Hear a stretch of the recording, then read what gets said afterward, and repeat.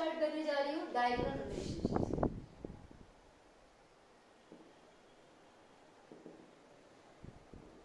ये diagonal relationship होता क्या है, ठीक है।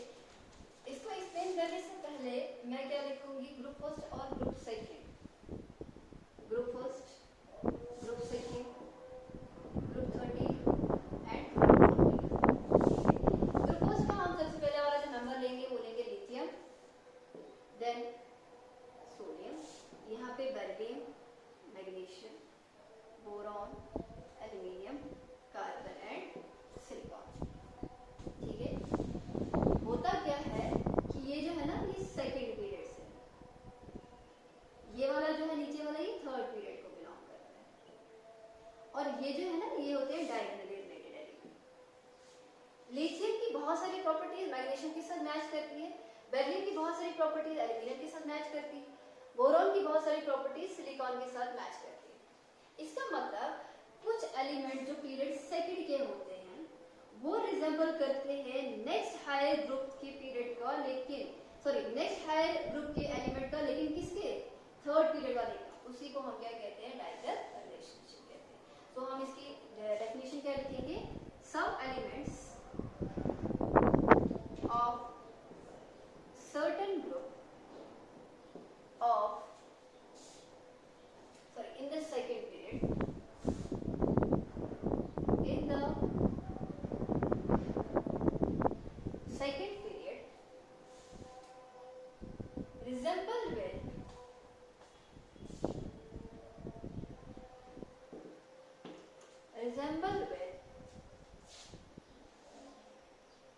certain element, resemble with certain elements of the next higher group, of the next higher group in the third period, in the third period. This is called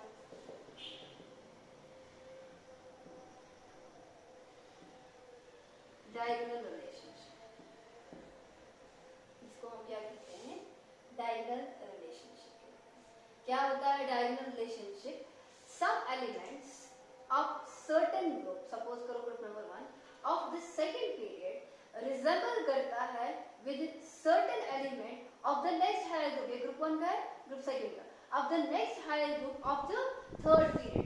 इसी को हम क्या कहते हैं, डायगोनल रिलेशनशिप कहते हैं।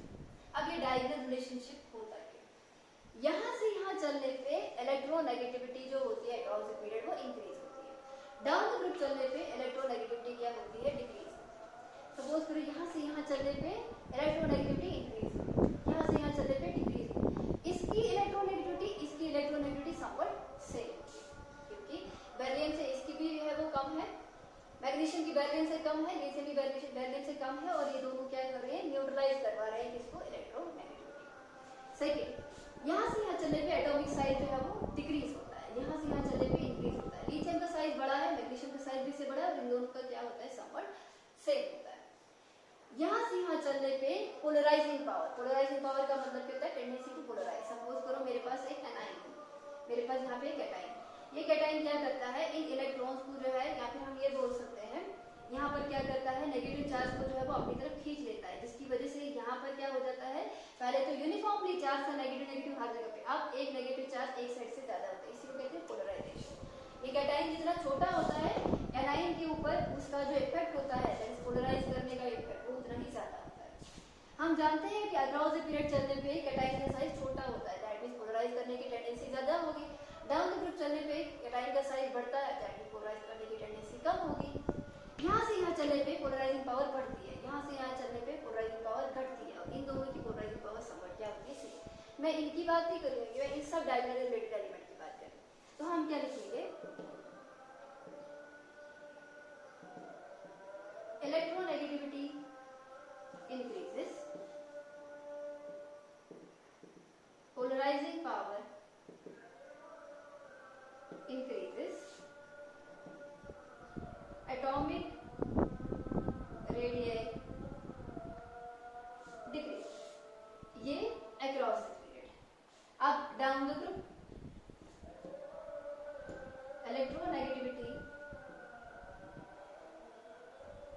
Decreases, polarising power down the group चलने पे साइज कैटाइन का बढ़ता है, पोलराइजिंग पावर डिक्रीज होगी,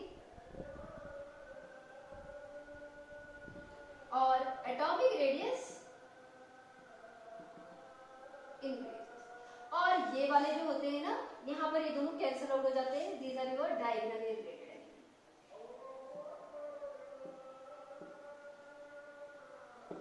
ठीक है, जैसे मैंने यहाँ पे लिखा, इंक्रीज यहाँ से डिक्रीज, दोनों का सेम, डिक्रीज इंक्रीज दोनों का सेम। ठीक है, क्योंकि वो इफेक्ट जो है वो बैलेंस हो जाता है। ठीक है, तो इसको हम कहते हैं क्या, डायगोनल रिलेशनशिप। ठीक है, डायगोनल रिलेशन का मतलब क्या होता है कि डायगोनली रिलेटेड जो एलिमेंट्स होते हैं वो क्या करते हैं, या डायगोनल में जो एलिमेंट्स होते हैं वो क्या करते हैं, केमिकली या फिजिकली समवेयर क्या होते हैं, सेम होते हैं। इसी रिलेशन को हम डायगोनल रिलेशनशिप। नेक्स्ट जो आपके पास टॉपिक है वो है एनॉमलस बिहेवियर ऑफ लिथियम।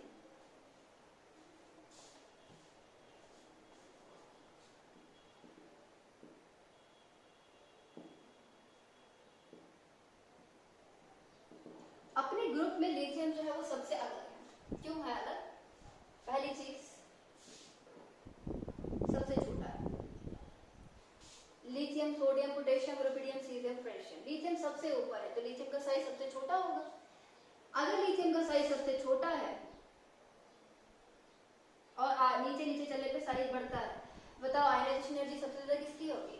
यहाँ से इलेक्ट्रॉन को निकालना मुश्किल है, यहाँ से इलेक्ट्रॉन को निकालना आसान है, क्योंकि साइज बड़ा है, अट्रैक्शन दोनों के बीच में कम है। तो हम क्या लिखेंगे, हाई आयनाइजेशन एनर्जी। ये रीजन है कि क्यों एनॉमलस बिहेवियर लिथियम का है, क्यों ये बाकियों के जैसा नहीं है, क्योंकि इसका साइज सबसे छोटा है, बाकियों के मुकाबले में इसकी जो आयनाइजेशन एनर्जी है वो भी क्या है, वो कम है। यहाँ पे हवा काफी ज्यादा है, तो मेरा जो फोन है वो बार बार जो है वो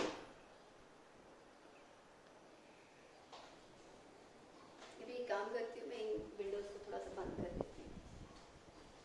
तो जो आपकी आयनाइजेशन एनर्जी होती है वो डाउन द ग्रुप क्या होती है, वो डिक्रीज होती है। तो जो आपका लिथियम होगा उसकी आयनाइजेशन एनर्जी जो है वो अपने ग्रुप में सबसे ज्यादा। ठीक है, third, non availability of d orbitals. D orbitals third shell से स्टार्ट होता है। ठीक है, और आपका जो लिथियम होता है वो सेकंड पीरियड का होता है। इसका मतलब वहां पे 1s ऑर्बिटल आएगा, 2s आएगा, 2p आएगा, लेकिन 2d नहीं आएगा। ठीक है, बाकी जितने भी यहाँ पे एलिमेंट्स होते हैं s ब्लॉक के लिथियम से नीचे, उन सब में क्या होता है, डी ऑर्बिटल प्रेजेंट होता है। तो चूंकि इसमें डी ऑर्बिटल नहीं होता है, तो ये भी एक रीजन होता है इसके एनॉमलस बिहेवियर का, दैट इज कि ये सिमिलरिटी उतनी ज्यादा शो नहीं करता बाकी से। ये जो मैंने बोला ये था कि एनॉमलस बिहेवियर है किस वजह से। ठीक है, आप ये भी बोल सकते हो कि इसका हाई पोलराइजिंग पावर है। क्यों है हाई पोलराइजिंग पावर? क्यों पोलराइज करेगा एनाइन को ये ज्यादा? बिकॉज इसका साइज छोटा है। मैंने पहले ही बोला था जिसका एनाइन का साइज छोटा होता है वो जो है वो हाईली पोलराइज करता है किसको, एनाइन को। अपने ग्रुप में इसका जो है साइज सबसे छोटा है, इसका मतलब इसकी पोलराइजिंग पावर जो है वो सबसे ज्यादा होगी। ये चार रीजन होते हैं इसके एनॉमलस बिहेवियर के। इस एनॉमलस बिहेवियर की वजह से इसकी प्रॉपर्टी में बहुत ज्यादा चेंज आता है। क्या क्या चेंज आ जाएगा इस एनॉमलस बिहेवियर की वजह से? सबसे पहली चीज तो जो लिथियम में होता है वो क्या होता है, वो हार्ड होता है। लिथियम क्या होता है, वो हार्ड होता है, while other alkali metals are soft.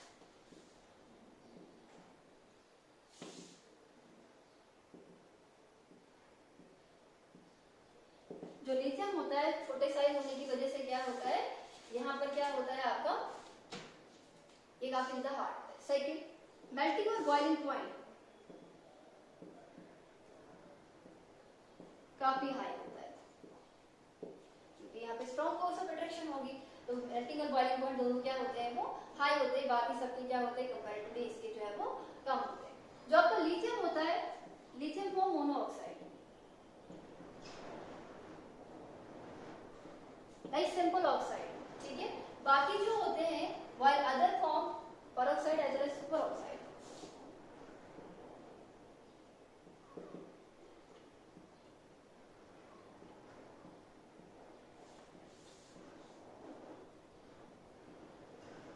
Lithium क्या बनाता है, सिंपल ऑक्साइड बनाता है, बाकी वाले जो होते हैं वो मोनोऑक्साइड सॉरी पेरोक्साइड भी बना सकते हैं, सुपर ऑक्साइड भी जो है वो बना सकते हैं, बिकॉज उनका साइज थोड़ा सा बड़ा होता है, तो पेरोक्साइड सुपर ऑक्साइड का साइज भी बड़ा होता है। तो जो बड़े वाले साइज होते हैं, bigger size sorry small size cation is always stabilised by small size anion and large size cation is always stabilised by large size anion. अब चूंकि ये आपके पास जो ऑक्साइड है, सुपर ऑक्साइड पेरोक्साइड जो होते हैं वो बड़े होते हैं, तो वहां पे जो केटाइन होगा जो उसको स्टेबलाइज करने वाला होगा वो भी बड़ा होगा।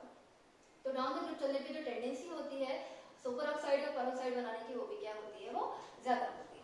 ठीक है, नेक्स्ट अगर हम लिथियम नाइट्रेट को जो है वो ब्रेक करते हैं या इसको हम अगर हीट करते हैं तो वो लिथियम ऑक्साइड बनाता है, दैट इज Li2O, प्लस ये नाइट्रोजन डाइऑक्साइड बनाता है और प्लस ये ऑक्सीजन बनाता है। लेकिन अगर दूसरे वाले अगर हम नाइट्रेट देखें, वो नाइट्राइट बनाता है और ऑक्सीजन बनाता है। NaNO3 जो है वो NaNO2 बनाएगा और प्लस बनाएगा आपके पास ऑक्सीजन। ठीक है, यहाँ पे लिख दो 4 टाइम्स, इधर लिखो 2 टाइम्स, NO2 में भी 4 टाइम्स कर देना।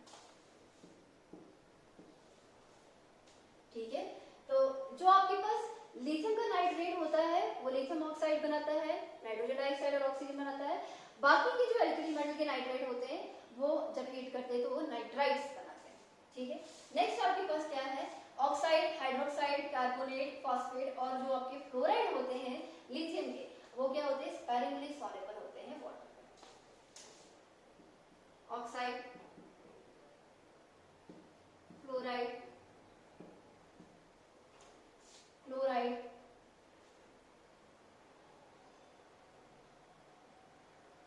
Hydroxide, carbonate,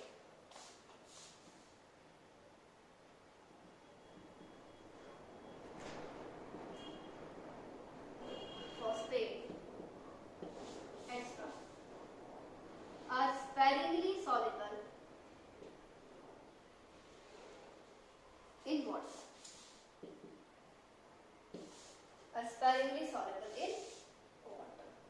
Whereas corresponding salts या जो बाकी के जो एल्कली मेटल के सॉल्ट होते हैं, they are highly soluble in water. Reason क्या है इस चीज का, रीजन ये है कि बहुत सारे जो लिथियम के कंपाउंड्स होते हैं वो क्या होते हैं, वो कोवलेंट होते हैं।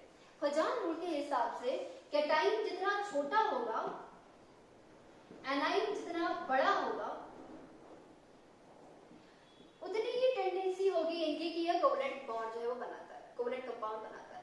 अब अपने ग्रुप में जो लिथियम है उसका साइज सबसे छोटा है, इसका मतलब डाउन द ग्रुप चलने पे कैटाइन का साइज बढ़ रहा है, दैट मींस इसकी टेंडेंसी कोवलेंट बॉन्ड बनाने की वो कम हो रही है। लिथियम की टेंडेंसी सबसे ज्यादा होती है कोवलेंट बॉन्ड बनाने की, कोवलेंट कंपाउंड बनाने की। तो ये सारे जो कंपाउंड्स होते हैं वो कोवलेंट होते हैं, और चूंकि कोवलेंट बॉन्ड जो होते हैं वो या कोवलेंट कंपाउंड्स जो होते हैं वो वाटर में उतने ज्यादा सॉल्युबल नहीं होते, इसी वजह से बाकी के जो कंपाउंड होते हैं, जो एल्कली मेटल जो ऑक्साइड बनाएगा, फ्लोराइड, हाइड्रोक्साइड बनाएगा, वो सब आयनिक होते हैं, वो वाटर में आसानी से डिसॉल्व होते हैं, ये वाले वाटर में आसानी से डिसॉल्व नहीं होते।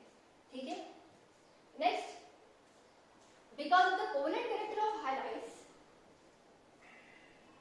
because of the covalent character of halides, they are soluble in organic solvents. जो आपके पास बाकी के हैलाइड्स होते हैं वो क्या होते हैं, वो आयनिक होते हैं, जिसकी वजह से क्या होता है, वाटर में जो है वो आसानी से जो है वो सॉल्युबल होते हैं। वेरे जो आपका लिथियम होता है उसका जो हैलाइड होता है वो क्या होता है, वो कोवलेंट होता है, इस वजह से क्या होता है, वाटर में जो है वो इनसॉल्युबल होता है या स्पेरिंगली सॉल्युबल होता है। लेकिन जो आपके ऑर्गेनिक सॉल्वेंट होते हैं वहां पर ये जो है वो काफी ज्यादा सॉल्युबल होता है। इसी में जो है जो लास्ट कैरेक्टरिस्टिक है एनॉमलस बिहेवियर का, वो ये है कि जो आपका लिथियम होता है वो क्या होता है, उसका स्मॉल साइज होता है। लिथियम स्मॉल साइज होने की वजह से जब वो वाटर में होता है, देखो जब मेरे पास कैटाइन जब वाटर में जाता है ना तो वाटर उसको जो है वो हाइड्रेट करता है, दैट इज यहाँ पर जो आपका वाटर होता है वो इसके ऊपर जो है इसके साथ सिंपल सी बात है अट्रैक्शन शो करता है। ठीक है, ये कैटाइन जितना ज्यादा छोटा होगा ना वाटर उतना ही उसकी तरफ अट्रैक्ट होता है, कैटाइन जितना बड़ा होता है वाटर उतना ही कम उसकी तरफ अट्रैक्ट होता है। अब लिथियम का साइज अपने वाले ग्रुप पे सबसे छोटा है, दैट मींस बहुत सारे वाटर मॉलिक्यूल इसके ऊपर जो है वो हाइड्रेट करेंगे इसको, जिसकी वजह से लिथियम आयन का साइज इन वाटर वो सबसे ज्यादा होता है। आपको पूछे कि लिथियम का है, लिथियम पॉजिटिव है, ये पॉजिटिव है। सबसे ज्यादा साइज बड़ा किसका है? ऑब्वियसली ये का है, क्योंकि डाउन द ग्रुप चलने पे साइज बढ़ता है। बट इसी चीज को वाटर में बोले तो सबसे ज्यादा किसका होगा साइज? लिथियम का होगा साइज। ठीक है, तो हम ये लिखेंगे, हम लिखेंगे the effective size of allyl positive ion aqueous solution is largest. The effective size of allyl positive in water is largest. क्यों? कि वहां पे काफी ज्यादा वाटर ऑफ हाइड्रेशन जो है वो होता है, या वाटर ऑफ हाइड्रेशन की तरफ जो है वो आता है, हाइड्रेशन प्रोसेस ज्यादा होता है जिसकी वजह से साइज बढ़ता है। तो ये सारी चीजें थी कि लिथियम जो है वो एनॉमलस बिहेवियर क्यों शो करता है, और उस एनॉमलस बिहेवियर की वजह से ये कौन कौन सी जो है वो डिफरेंट प्रॉपर्टीज देता है किसके साथ? बाकी एलिमेंट्स के साथ। ठीक है, अब बात करते हैं हम अल्कलाइन अर्थ मेटल्स की।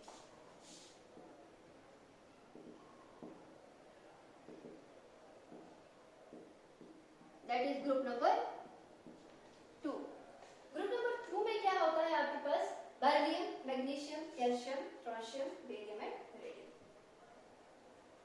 ठीक है, ये सारे इसमें जो है वो आते हैं। हम सबसे पहले बात करेंगे अकरेंस की।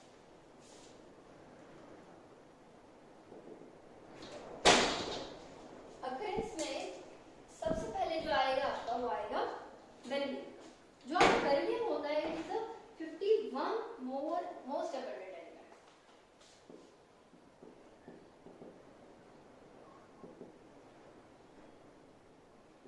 नेचर में 51 नंबर पे होता है आपका बेरिलियम। ठीक है, इसके अलावा ये किस फॉर्म में मिलता है? ये सिलिकेट की फॉर्म में मिलता है, जैसे बेराइल, BeRyl,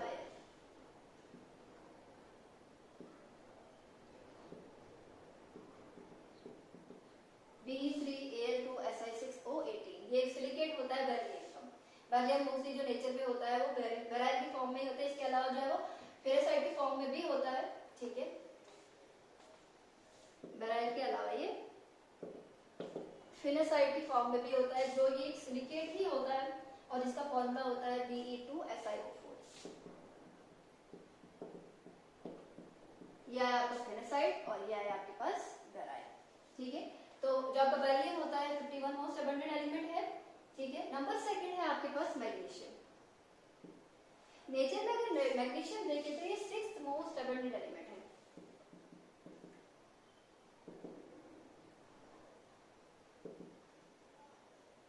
छठे नंबर पे आता है।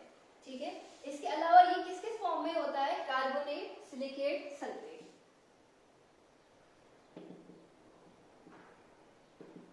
कार्बोनेट, सिलिकेट एंड सल्फेट की फॉर्म में जो है आपका मैग्नीशियम जो है वो पाया जाता है। इसके अलावा 0.13% जो है ये सी वाटर में भी होता है।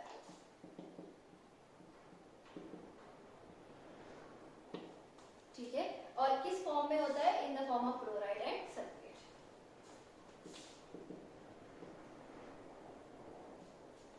In the form of chloride and sulphate. Next आपके पास है कैल्शियम। ये 5th मोस्ट अबंडेंट एलिमेंट है।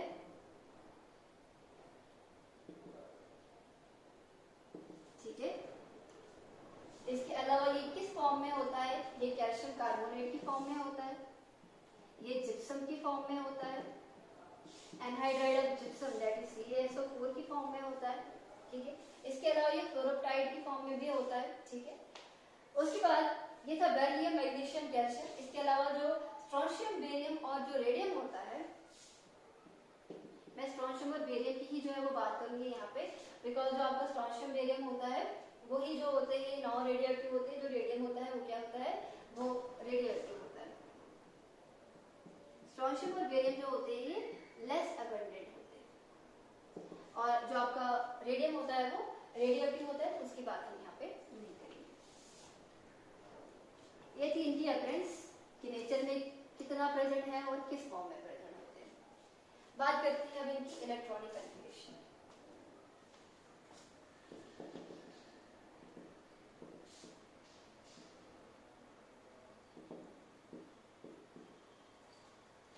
Beryllium magnesium, calcium, strontium, barium and radium.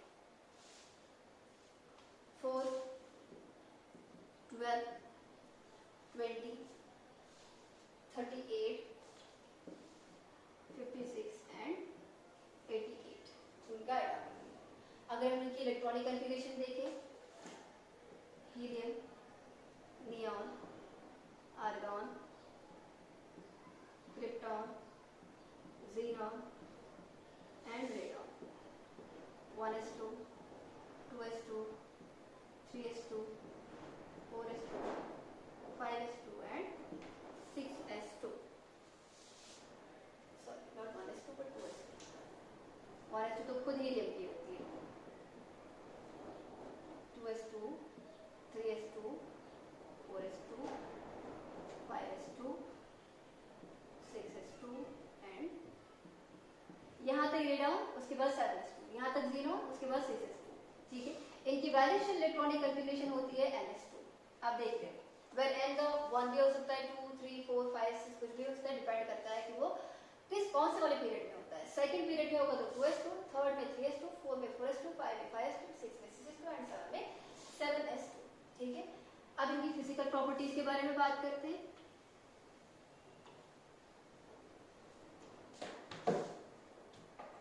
Trends in physical properties.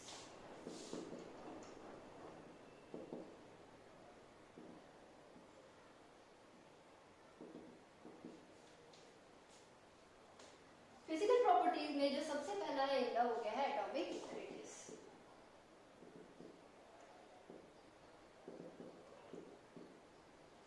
Smaller than alkali metals. Atomic radius increases down the group 1 यहाँ पे आता है और group 2 जो है वो यहाँ पे आता है. Across the period size decrease होता है तो इनका जो है साइज इनसे क्या होगा, वो कम होगा. लेकिन नीचे नीचे चलने पे साइज क्या होगा, वो इंक्रीज होगा. क्यों इंक्रीज होगा? क्योंकि आपके पास शेल बढ़ेगी. शेल बढ़ेगी तो आपके पास क्या होगा, साइज भी बढ़ेगा. दूसरी चीज स्क्रीनिंग इफेक्ट बढ़ता है. स्क्रीनिंग इफेक्ट मैंने आपको ऑलरेडी बोला था कि जो इंटरवेनिंग इलेक्ट्रॉन होते हैं वो वैलेंस इलेक्ट्रॉन को जो है वो स्क्रीन करते हैं from attraction with the nucleus. उनके बीच में आ जाते हैं जिसकी वजह से इन दोनों के बीच में अट्रैक्शन पैदा नहीं होती है और क्या हो जाता है, साइज बढ़ जाता है. तो डाउन द ग्रुप चलने पे क्या होता है, because number of shells increases और second screening effect increases. Screening effect भी बढ़ता है और नंबर ऑफ शेल्स जो है वो भी बढ़ता है.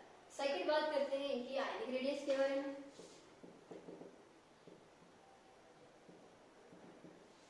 ये डाइवैलेंट कैटाइंस बनाते हैं.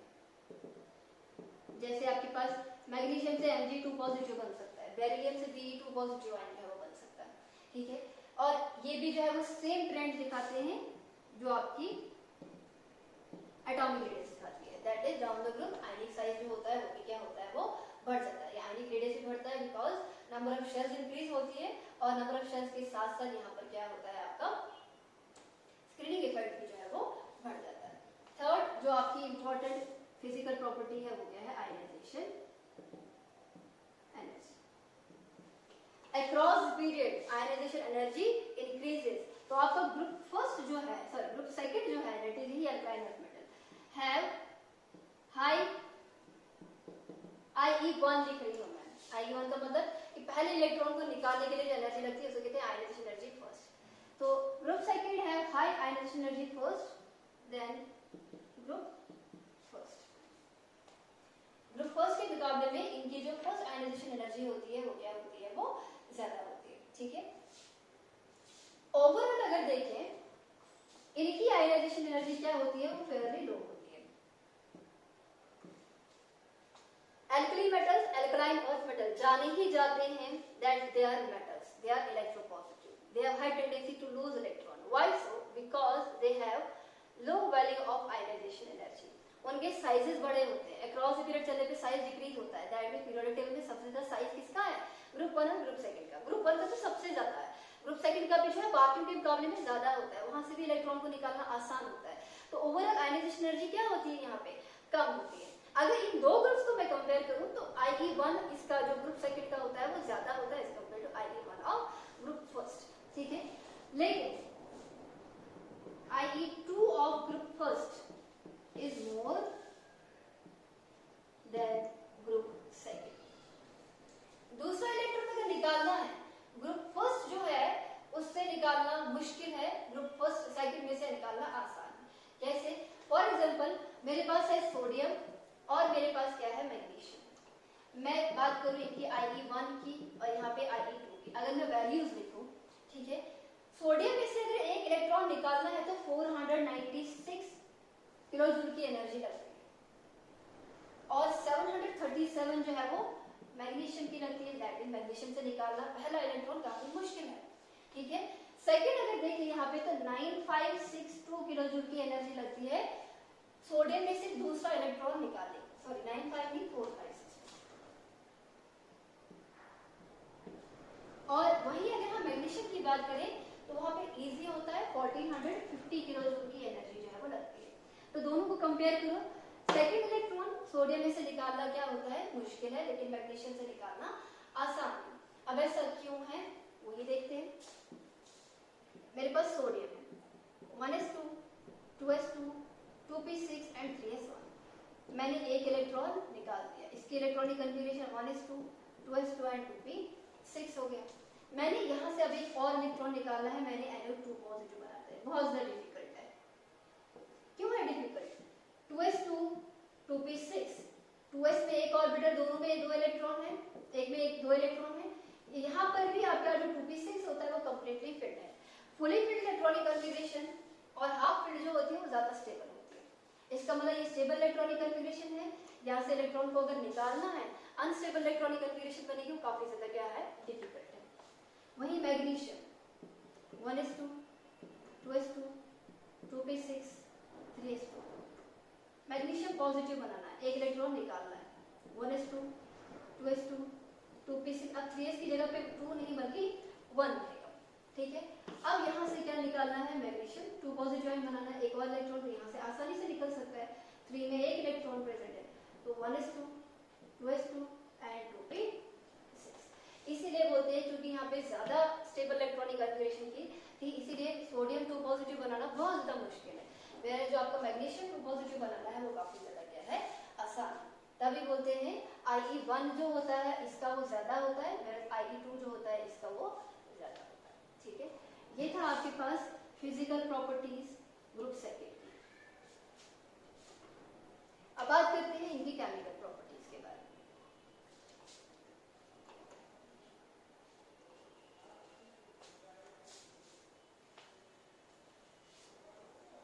Trends in chemical reactivity.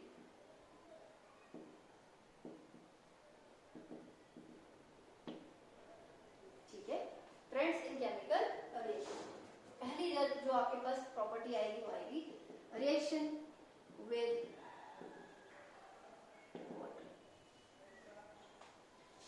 इसमें क्या होते हैं आपके पास हाइड्रोक्साइड बनते हैं।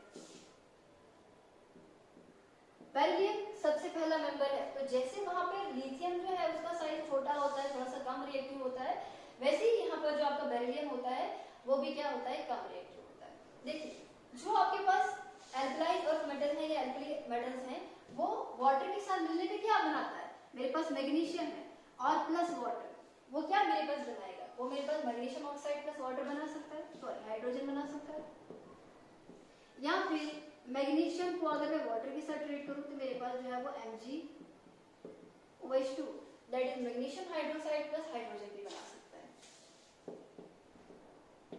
ठीक है। हाइड्रोजन कौन निकाल सकता है, कौन मेटल, मेरे पास वाटर है H पॉजिटिव OH नेगेटिव की फॉर्म में, मैग्नीशियम जब इसको इलेक्ट्रॉन देगा ना तब H में कन्वर्ट हो जाएगा, अगर दो H पॉजिटिव है तो ये H2 में कन्वर्ट हो जाएगा, ठीक है। इस एक H पॉजिटिव आयन एक इलेक्ट्रॉन लेगा तो H में कन्वर्ट हो जाएगा, दो H पॉजिटिव आयन दो इलेक्ट्रॉन मिलेंगे तो H2 में कन्वर्ट हो जाएगा। मतलब वाटर से हाइड्रोजन तभी निकलेगी जब उसको इलेक्ट्रॉन देने वाला कोई होगा।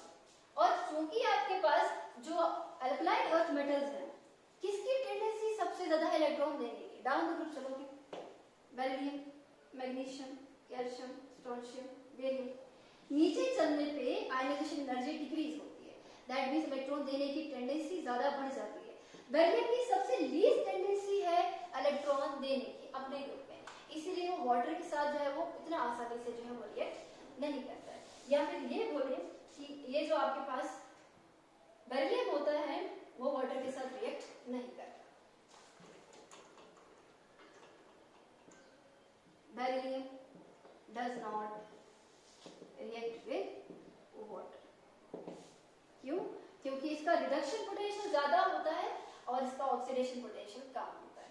टेंडेंसी टू ऑक्सीडाइज कम है, टेंडेंसी टू रिड्यूस होने की ज्यादा है। ठीक है, मैग्नीशियम जो है वो तो हाइड्रोक्साइड बनाता है, लेकिन उतनी आसानी से ये भी नहीं बनाता है, बिकॉज यहाँ पर भी अगर मैं ग्रुप फर्स्ट और ग्रुप सेकंड की बात करूँ, ग्रुप फर्स्ट की बहुत ज्यादा टेंडेंसी होती है इलेक्ट्रॉन देने की, वह ग्रुप सेकंड में थोड़ी सी कम होती है। तो ये जो आपके पास मैग्नीशियम होता है ये हॉट वाटर के साथ जो होता है रिएक्ट करता है, ये कोल्ड वाटर के साथ रिएक्ट नहीं करता है। दैट मीन्स यहाँ पर आपके पास जो है वो हॉट वाटर हो सकता है या फिर आपके पास जो है वो स्टीम हो सकती है। ठीक है, जो आपके पास मैग्नीशियम होता है वो वाटर के साथ रिएक्ट करने पे प्रोटेक्टिव लेयर ऑफ ऑक्साइड बनाता है, 10th क्लास में पढ़ा था। ठीक है, और वो प्रोटेक्टिव लेयर ऑफ ऑक्साइड जो है वो तभी रिमूव हो सकती है अगर हम उसको जो है वो स्टीम के साथ रिएक्ट करेंगे, तब जाके आपके पास हाइड्रोक्साइड जो है वो बनता है। ठीक है, इसके अलावा जो आपके पास कैल्शियम, स्ट्रोंशियम और बेरियम होता है, ये रेडली रिएक्ट करते हैं वाटर के साथ। क्यों? क्योंकि इनकी टेंडेंसी होती है इलेक्ट्रॉन देने की ज्यादा, इस वजह से आसानी से जो है वो रिएक्ट कर पाते हैं। नेक्स्ट है आपके पास रिएक्शन विद एयर। एयर में ये नाइट्रोजन के साथ रिएक्ट करेंगे और ऑक्सीजन के साथ रिएक्ट करेंगे। ठीक है, जो आपका बेरिलियम होता है is unreactive towards air below 873 kelvin. 873 kelvin से अगर टेम्परेचर कम होगा, बेरिलियम जो है वो एयर के साथ रिएक्ट नहीं करता, लेकिन अगर उससे ज्यादा अगर होगा तो ये ब्रिलियंटली रिएक्ट करता है उसके साथ और क्या बनाता है, बेरिलियम अगर मेरे पास ऑक्सीजन के साथ रिएक्ट करेगा तो मेरे पास क्या बनेगा, बेरिलियम का ऑक्साइड बनेगा। और बेरिलियम अगर नाइट्रोजन के साथ जो है वो रिएक्ट करेगा तो हमारे पास क्या बनता है, Be3N।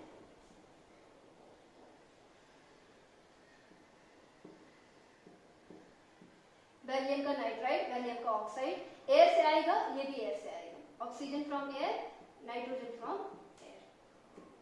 ठीक है, तो एयर के साथ मिलने पे ये ऑक्साइड और नाइट्राइड जो है वो बनाता है, बट हीट करने पे कब, अबव 873 केल्विन। ठीक है, जो आपके पास मैग्नीशियम होता है वो थोड़ा सा ज्यादा इलेक्ट्रोपॉजिटिव होता है, दैट मींस वो थोड़ा सा इससे ज्यादा रिएक्टिव होता है। ठीक है, तो वो क्या करता है, वो ब्रिलियंटली रिएक्ट करता है किसके साथ, एयर के साथ, और वो क्या बनाता है, मैग्नीशियम का ऑक्साइड बनाता है, मैग्नीशियम का नाइट्राइड बनाता है। तो हम सिंपल लिखेंगे मैग्नीशियम प्लस एयर, हम लिखेंगे मैग्नीशियम ऑक्साइड प्लस लिखेंगे Mg3N2, या ऑक्सीजन के साथ और वो वाला नाइट्रोजन के साथ। वही जो आपके पास कैल्शियम, स्ट्रोंशियम होगा और बेरियम, ये रेडली रिएक्ट करेंगे, इनको कुछ भी करने की जरूरत नहीं होगी, बिकॉज राउंड द ग्रुप चलने पे रिएक्टिविटी क्या होती है, वो इंक्रीज होती है।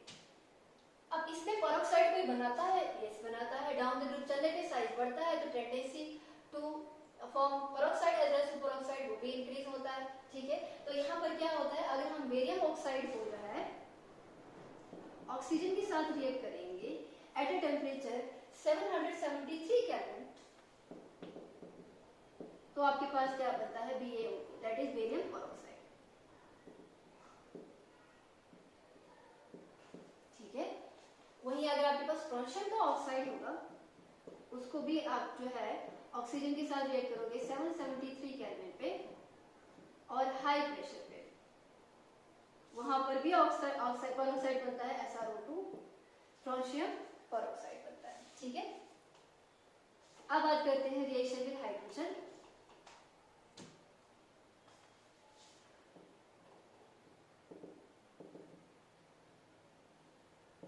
हाइड्रोजन के साथ मिलकर ये हाइड्राइड बनाते हैं। ठीक है, और वो जो हाइड्राइड होते हैं, बेरिलियम को छोड़ के बाकी सभी जो है वो डायरेक्टली जो है वो हाइड्रोजन के साथ मिलके M+H2 मिलके NH2 बनाएंगे। वेल M आपका जो है वो मैग्नीशियम मैग्नीशियम हो सकता है, कैल्शियम हो सकता है, बेरियम हो सकता है, स्ट्रोंशियम हो सकता है, ठीक है, हीट करने पे MH2, बेरिलियम नहीं, ठीक है। बेरिलियम अगर यहाँ पर तो मैंने बेरिलियम भी लिख दिया बिकॉज मैंने हीट किया, बट विदाउट हीटिंग अगर करोगे तो बेरिलियम जो है वो रिएक्ट नहीं करता है, ठीक है। बेरिलियम का जो हाइड्राइड होता है वो हम ऐसे भी बना सकते हैं, अगर हम बेरिलियम क्लोराइड को जो है वो लिथियम एल्यूमिनियम हाइड्राइड के साथ ट्रीट करेंगे तो उस केस में मेरे पास जो है वो BeCl2 बनेगा, प्लस मेरे पास क्या बनेगा, लिथियम का क्लोराइड बनेगा, और प्लस मेरे पास एल्यूमिनियम का क्लोराइड बनेगा AlCl,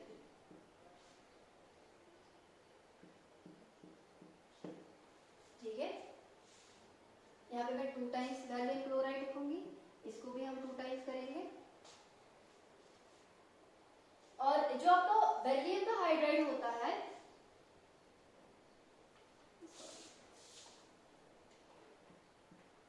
BeH2, बाकी जो मेरे पास बनेगा वो बनेगा lithium chloride plus aluminium chloride, ठीक है। BeH2 एंड MgH2 ये कोवलेंट होते हैं और इनकी जो शेप होती है वो पॉलीमेरिक होती है। कैसी जैसी होती है, बेरिलियम यहाँ पे हाइड्रोजन हाइड्रोजन, ठीक है, फिर से यहाँ पे आपका hydrogen hydrogen beryllium hydrogen hydrogen beryllium, ऐसे ऐसे करके क्या होता है, इसका जो शेप होती है वो क्या होती है, वो पॉलीमेरिक होती है। यहाँ से फिर से बेरिलियम, इसको यहाँ पे ऐसे लिखो, यहाँ से फिर से बेरिलियम, यहाँ से आगे BeH2, इसमें रिपीटिंग यूनिट्स होते हैं, ठीक है, BeH2 BeH2 BeH2, ये क्या होता है, पॉलीमर की फॉर्म में होता है। बाकी जितने भी हाइड्राइड्स होते हैं, जैसे आपके पास कैल्शियम हाइड्राइड है, बेरियम हाइड्राइड, स्ट्रोंशियम हाइड्राइड, ये सब आयनिक होते हैं। ये दोनों खाली कोवलेंट होते हैं, बाकी सभी क्या होते हैं, आयनिक हाइड्राइड्स होते हैं, ठीक है। और इन हाइड्राइड को जब आप वाटर के साथ रिएक्ट करते हो तो आपके पास क्या होती है, हाइड्रोजन गैस जो है वो रिलीज होती है। अगर हम MH2 को वाटर के साथ रिएक्ट करेंगे, आपके पास MOH2 बनेगा और प्लस यहाँ पर क्या बनेगी, हाइड्रोजन गैस जो होती है वो रिलीज होती है, ठीक है।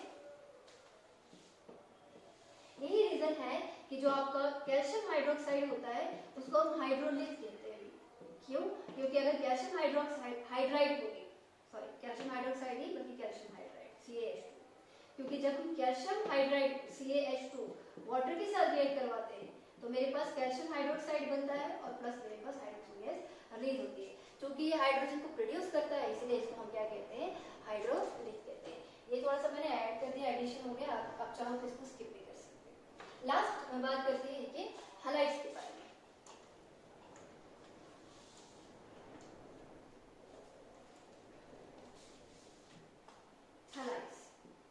हैलाइड्स कैसे बनते हैं, डायरेक्ट अल्कलाइन अर्थ मेटल को आप जो है किसी भी हैलोजन के साथ ट्रीट करो तब भी बनेगा, या फिर हैलोजन एसिड्स को आप मेटल के साथ, मेटल ऑक्साइड के साथ, मेटल हाइड्रोक्साइड के साथ या मेटल कार्बोनेट के साथ रिएक्ट करो। सपोज मेरे पास मेटल है, halogen acid means HX, HCl, HBr, HCl कुछ भी हो सकता है, HF, आपके पास क्या बनेगा, MX2 प्लस हाइड्रोजन गैस यहाँ पे रिलीज होगी। मेरे पास है इनका ऑक्साइड H2O और यहाँ पर क्या बनेगा, MX2, ठीक है। मेरे पास होगा MOH2 मेटल का hydroxide plus twice of HX, तो क्या होगा उस केस में, MX2 ट्वाइस ऑफ वाटर बनेगा, ठीक है। MCO3 that is metal carbonate, उसको मैं HX के साथ रिएक्ट करूंगा, फिर से मेरे पास जो है वो MX2 बनेगा और प्लस मेरे पास क्या बनेगा, carbon dioxide plus water. Basically H2CO3 बनता है लेकिन वो जो है वो टूट जाता है, ठीक है। H2CO3 बनेगा लेकिन वो टूट के वाटर और कार्बन डाइऑक्साइड ही बनाता है। तो मेटल को alkaline earth metal, beryllium, magnesium, calcium, strontium, barium, M कुछ भी हो सकता है।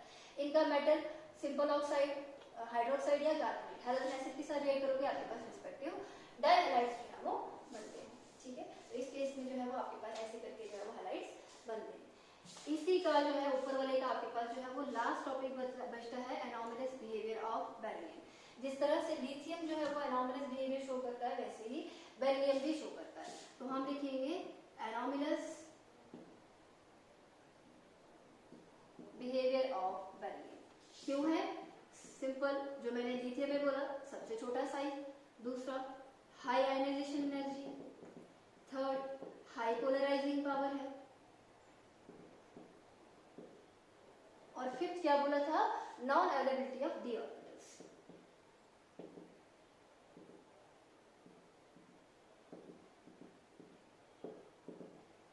ठीक है, बाकी सब एल्काइल अर्थ मेटल में ये सारी चीजें होती है। इन सब की वजह से जो आपका बेरिलियम होता है वो बाकी सबसे थोड़ा सा डिफरेंट होता है। कैसे?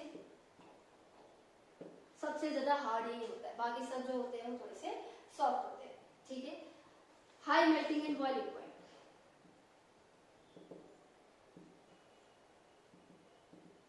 हार्ड होने की वजह से इनका मेल्टिंग और बॉइलिंग पॉइंट भी क्या होता है? बेरिलियम का ज्यादा होता है, बाकी का क्या होता है? थोड़ा सा कम होता है। बेरिलियम जो होता है वो वाटर के साथ रिएक्ट नहीं करता। Beryllium does not react with water. क्यों? क्योंकि इलेक्ट्रॉन देने की टेंडेंसी नहीं होती है, तो वाटर के साथ ये हाइड्रोजन प्रोड्यूस नहीं कर पाता है। बाकी सभी जो है वो हाइड्रोक्साइड या ऑक्साइड जो है वो बनाते हैं। जो बेरिलियम होता है वो मोस्टली क्या बनाता है? Beryllium from collate compound. किस वजह से? इस पोलराइजिंग पावर की वजह से। जो छोटा साइज का कैटाइन जो है वो हमेशा जो है वो कोलेट कंपाउंड जो है वो बनाता है। ठीक है, लास्ट बेरिलियम का जो ऑक्साइड है हाइड्रोक्साइड होता है। Beryllium oxide and hydroxide are amphoteric in nature. That means they act as acid as well as base. Whereas other जो आपके मेटल्स होते हैं ऑक्साइड और हाइड्रोक्साइड होते हैं वो क्या होते हैं? वो बेसिक होते हैं। बाकी जो यहाँ पे अल्कलाइन अर्थ मेटल के ऑक्साइड हाइड्रोक्साइड होते हैं वो बेसिक होते हैं। इसको हमें कैसे एक्सप्लेन कर सकते हैं एम्फोटेरिक को? बेरिलियम के ऑक्साइड को अगर मैं किसी एसिड के साथ रिएक्ट करूं, सपोज करो मेरे पास HCl है, मेरे पास बनता है सॉल्ट दैट इज BeCl2 और प्लस मेरे पास बनता है वाटर। एसिड क्या मिलके जो है वो salt plus base salt plus water बनाता है। एसिड बेस जो है वो बेस ही होगा। इसका मतलब बेरिलियम ऑक्साइड यहाँ पे क्या ऐड कर रही है? एज बेस ऐड कर रही है। फिर बेरिलियम ऑक्साइड को अगर मैं ट्रीट करूंगी किसके साथ? सोडियम हाइड्रोक्साइड के साथ, तो उस केस में क्या बनता है? Na2BeO2। इसको कहते हैं सोडियम बेरिलेट और प्लस क्या बनता है आपके पास? वाटर। ये क्या आया? Sodium beryllate, salt plus water. Base के साथ क्या मिलके आपके पास सॉल्ट प्लस वाटर बनेगा? ऐसी बात है एसिड। तो एक रिएक्शन में ये एसिड ऐड कर रहा है, एक रिएक्शन में ये क्या कर रहा है? ये बेस ऐड कर रहा है। इसका मतलब जो आपका बेरिलियम होता है, ठीक है, उसका जो ऑक्साइड होता है वो एसिड की तरह भी एक्ट करता है और बेस की तरह भी एक्ट करता है। दैट मींस ये क्या होता है? आपका एम्फोटेरिक होता है। तो ये आपके पास एनोमलस बिहेवियर किस वजह से होता है और उसकी वजह से कौन कौन सी प्रॉपर्टी में चेंज आता है।